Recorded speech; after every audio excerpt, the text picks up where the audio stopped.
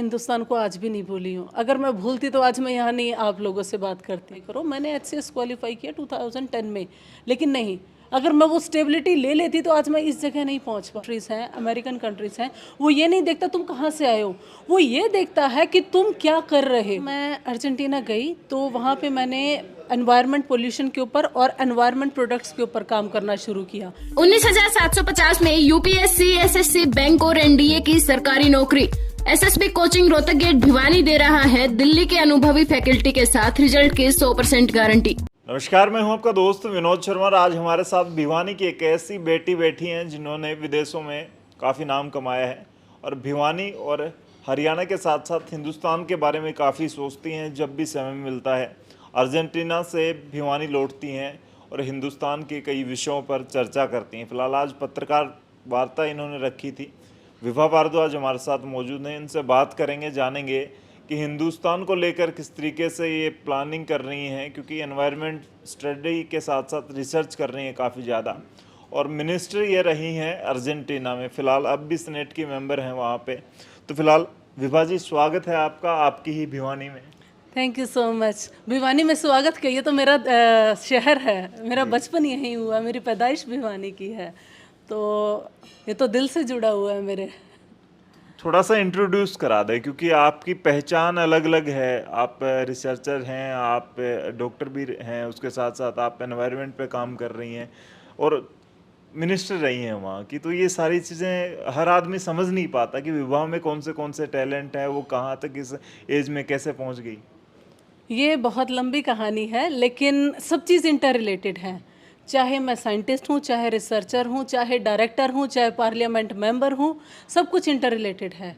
और अभी फ़िलहाल डायरेक्टर और पार्लियामेंट मेंबर हूँ, लेकिन जितनी भी कंट्रीज़ की पार्लियामेंट हैं, वो सब लोग भी देश के बारे में सोचती हैं। वो उनका काम क्या है, वो भी रिसर्च के बारे में, वो भी एनवायरनमेंट के बारे में, वो भी बायोडाइवर्सिटी के बारे में। गोल तो सबका एक है, सब एनवायरनमेंट, सोसाइटी और ह्यूमैनिटी के लिए सोचते हैं। पोजीशंस अलग अलग हैं। मैं इन सब पोजीशंस पे काम पैरेलली कर रही हूँ, क्योंकि मैं अपने आप को एक लड़की भी देखती हूँ, मैं अपने आप को रिसर्चर भी देखती हूँ, क्योंकि बिना रिसर्च के मैं काम नहीं कर सकती। तीसरी चीज़, मैं साइंटिस्ट भी हूँ, रिसर्च के बाद ही साइंटिस्ट बनते हैं। उसके बाद मैं डायरेक्टर एनवायरनमेंट की, रिसर्च करूँगी तो डायरेक्टर भी बनूँगी। मेरे रिकॉग्निशन में जब मैं डायरेक्टर बनी तो मुझे parliament member, senate member, bio ethics और इको एथिक्स डिपार्टमेंट दिया, वो भी एज ए ऑनरी मुझे दिया गया। तो ये सारी चीज़ें इंटर रिलेटेड हैं, because I am thinking for the country, I am thinking for the society. Society के लिए अगर आप काम करोगे तो सब चीज़ें इंटर रिलेटेड हैं, इसमें कोई कन्फ्यूजन नहीं है। क्योंकि अगर आप अपना एक गोल निर्धारित कर लेते हो कि तुमने किस चीज़ के लिए काम करना है, मेरा मोटिव है सोसाइटी, नोवेलिटी और ह्यूमैनिटी के लिए, ये मेरा गोल है। अगर मेरा ये गोल सेट हो जाता है, इस गोल के बाद कोई दूसरी चूक ही नहीं है कि मैं इधर उधर माइंड डाइवर्ट करूं।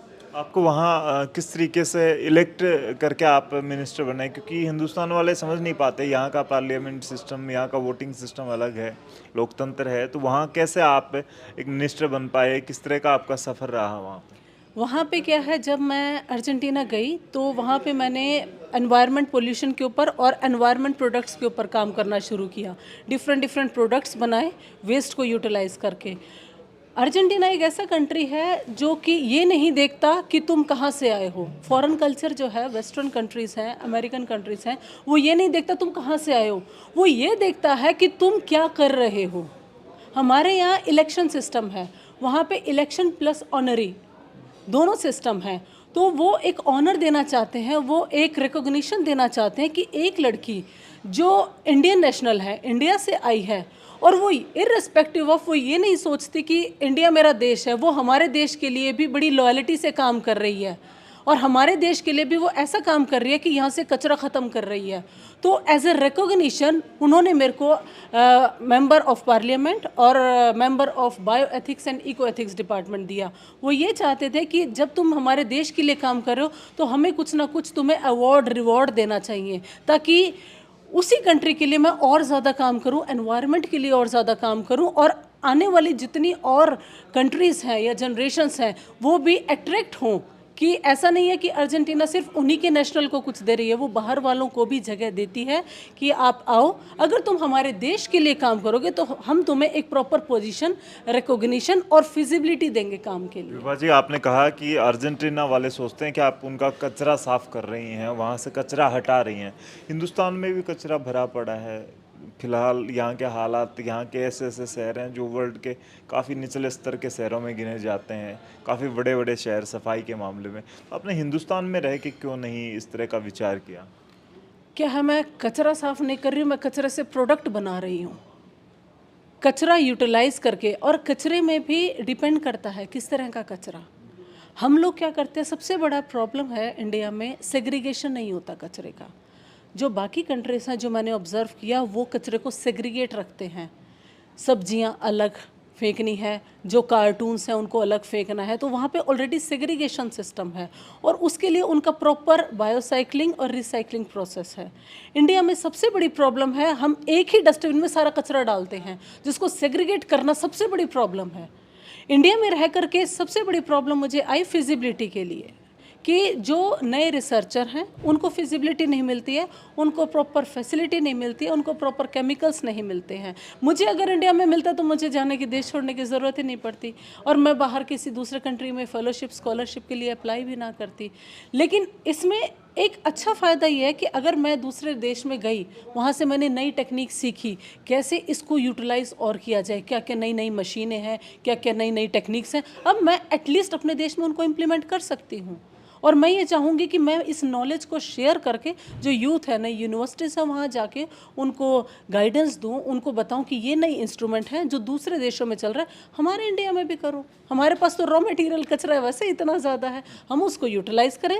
इससे क्या है, लोगों को रोज़गार मिलेगा, रोज़गार के लिए लोग जो घूम रहे हैं उनको रोज़गार मिलेगा, इसके अलावा कचरा भी साफ़ होगा और हेल्दी प्रोडक्ट्स मिलेंगे।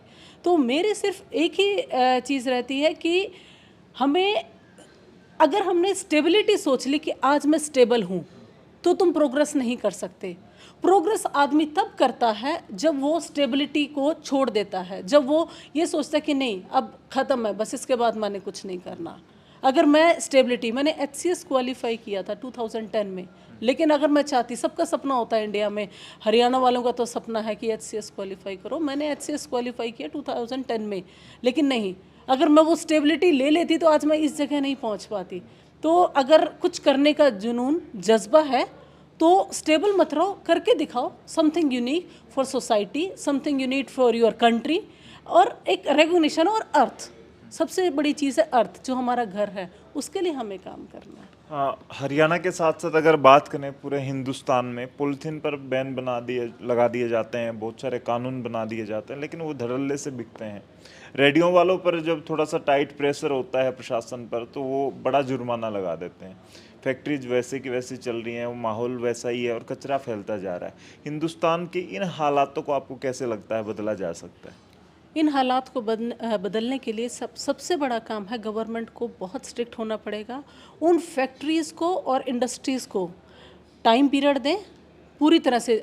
एक तरफ गवर्नमेंट अगर अप्रूवल देगी फैक्ट्रीज़ को प्रोड्यूस कर, अगर उनको तो टोटली उनको अप्रूवल ना मिले कि तुम्हें पॉलीथीन प्रोड्यूस ही नहीं करनी है, और घर से हर बंदा जो जाएगा, वो पहले हम थैले लेके जाते थे, कपड़े के थैले, जूट के थैले, वापस शुरू करो।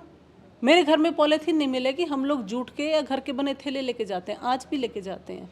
तो जो पहले कल्चर था, इंडिया में पॉलीथीन नहीं आई थी, लेकिन हमने अपनी सहूलियत के लिए पॉलीथीन लेके आए मार्केट में।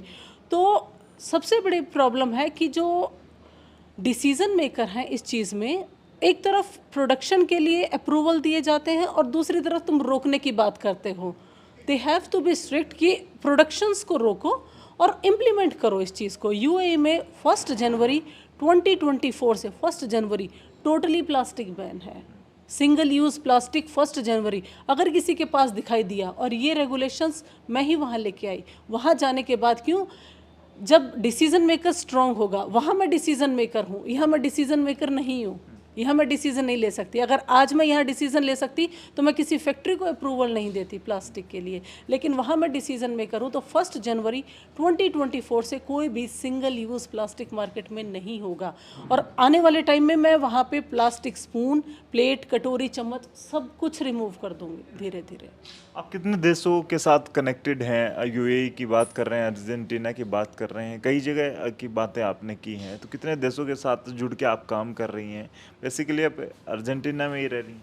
मैं बेसिकली इस टाइम यूएई में रहती हूँ, दुबई में, और वहाँ एनवायरनमेंट की डायरेक्टर हूँ। साथ साथ मैं अर्जेंटीना के अंदर सिनेडो की मेंबर हूँ। मैं कनेक्टेड हूँ यूके के साथ, जर्मनी के साथ, इंडिया के साथ कोशिश मेरी रहती है कनेक्ट होने की। यूएई में मैं काम कर रही हूँ, अर्जेंटीना के साथ, ब्राज़ील के साथ। तो अलग अलग कंट्रीज़ हैं जिनके साथ, क्योंकि रिसर्च ऐसा फील्ड है, रिसर्च, इनोवेशन, सस्टेनेबिलिटी, जो कि एक अकेला देश नहीं कर सकता, मिलजुल के सबको काम करना चाहिए। जैसे अभी मोदी जी ने किया G20 में कि सभी देशों को मिल के काम करना चाहिए। तो ये एक ऐसा सस्टेनेबल फ्यूचर के लिए हमें सबको मिल के काम करना चाहिए। इसलिए मेरी हमेशा कोशिश रहती है, जिस कंट्री में मैं काम कर रही हूँ उनको मैं सभी अलग अलग कंट्रीज से कनेक्ट करने की कोशिश करती हूँ, किसी भी तरह से, आइदर MOU साइन करा के, exchange programme, faculty exchange, student exchange, researcher exchange, तो अलग अलग एक्सचेंज प्रोग्राम्स के तहत मैं ये काम करती हूँ। इसलिए मैं इन कंट्रीज़ के साथ हमेशा टच में रहती हूँ, और यही मेरी कोशिश इंडिया के लिए भी है। सेम मैंने CBLU के साथ भी किया। तो मेरी कोशिश है कि इंडिया का जितना भी ब्रेन है उसको भी बाहर नई फैसिलिटी, फिजिबिलिटी मिले, और वो कुछ नया, नई डेवलपिंग टेक्नोलॉजी सीखें और इंडिया में आके उनको इम्प्लीमेंट करें। विभा, आप जैसा टैलेंट है वो विदेशों में निकल जाता है, लोग सोशल मीडिया पर फिर बातें लिखते हैं अलग अलग तरह की रिजर्वेशन को लेकर, या अलग अलग हिंदुस्तान का जो सिस्टम है उसको लेकर। तो फिलहाल आप लोग कैसे देखते हैं, जो एजुकेटेड या थोड़े से अपर लेवल के बच्चे होते हैं वो निकल जाते हैं विदेशों में और वहाँ पे सेट होते हैं, मोटा कमाते हैं, हिंदुस्तान को भूल भी जाते हैं? बात देखो, मैं मेरी केस की बात करूं, मैं हिंदुस्तान को आज भी नहीं भूली हूं। अगर मैं भूलती तो आज मैं यहाँ नहीं आप लोगों से बात करती। मेरी हर बार यही कोशिश होती है कि मेरी एजुकेशन को मैं शेयर करूं, मेरे रिसोर्सेज को मैं शेयर करूं, मेरे जो दूसरे कंट्रीज़ के साथ रिलेशनशिप हैं उनको मैं शेयर करूं। अभी भी मैं हिंदुस्तान के बारे में सोच रही हूँ, क्योंकि ये मेरा देश है, मैंने यहाँ जन्म लिया और मैं हिंदुस्तानी ही रहूँगी। मैं अपनी नेशनलिटी चेंज नहीं करूँगी। क्यों? मुझे इससे प्यार है। तो मैं पैसे के पीछे नहीं भागती हूँ, मैं सिर्फ ये देख रही हूँ कि किस तरह से हमारी जनरेशन, आगे आने वाली जनरेशन को एक हेल्दी एनवायरनमेंट मिले। मेरी सिर्फ यही कोशिश है।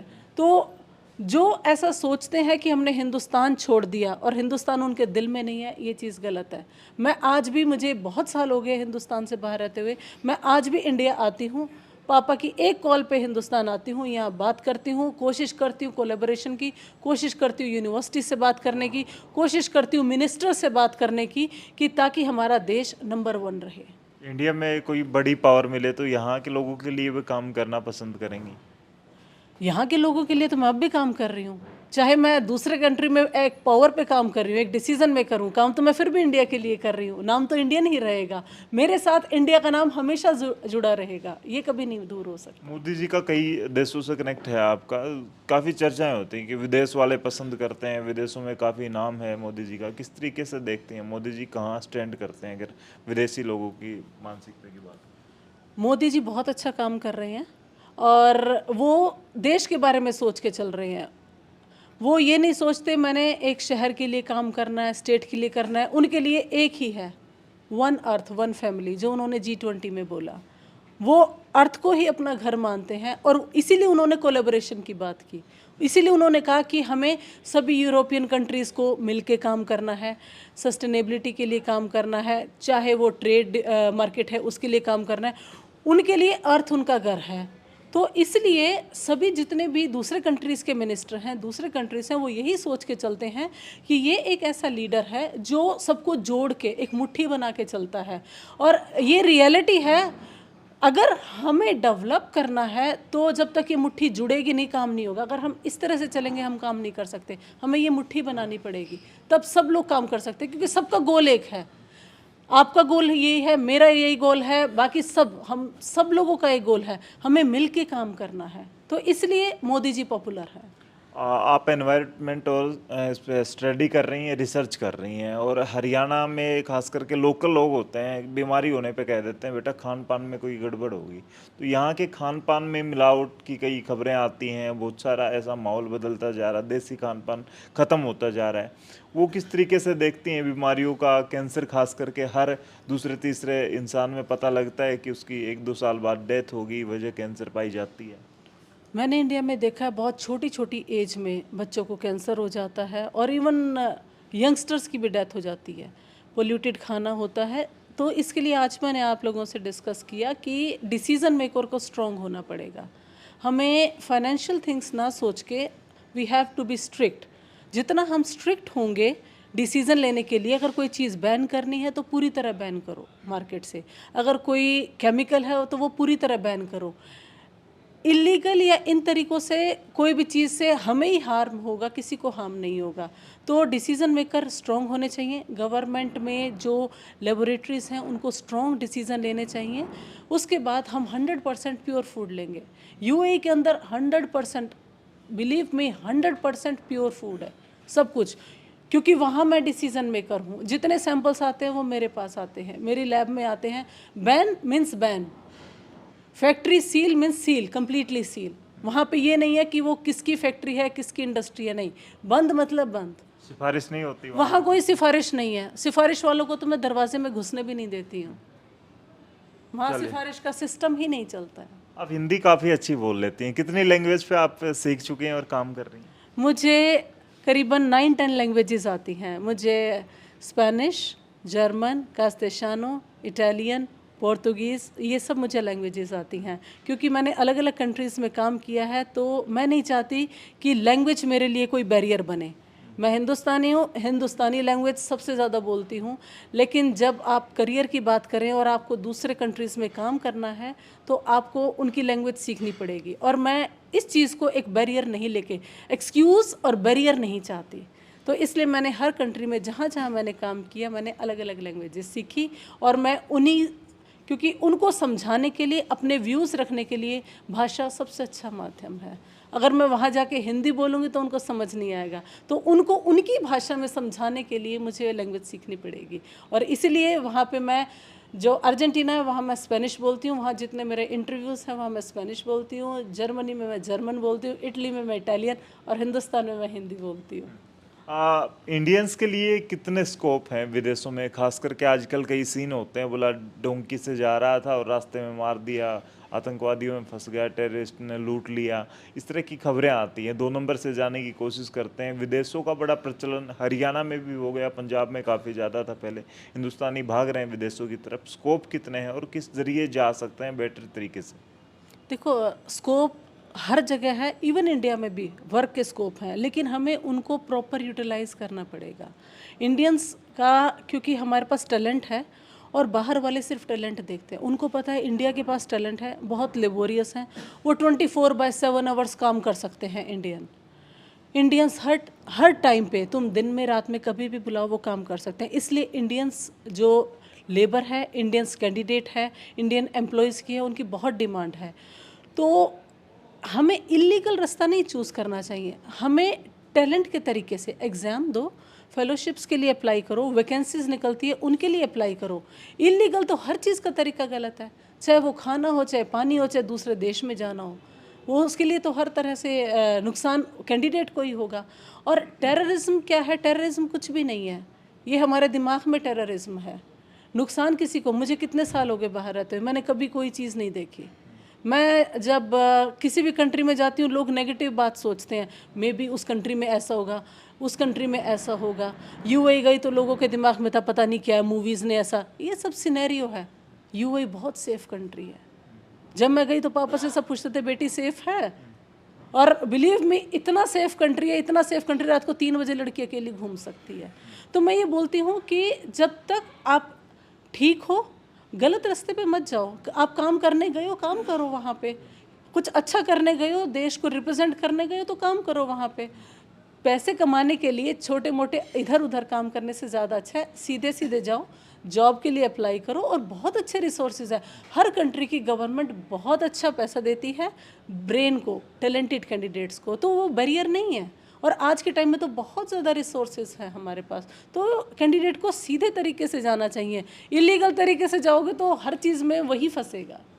तो फिलहाल हमारे साथ विभा भारद्वाज थी, जो कि हिंदुस्तान इनके दिल में बसता है और विदेश में जाके नाम कमा रही हैं, नाम फैला रही हैं हिंदुस्तान का, हरियाणा का, भिवानी का।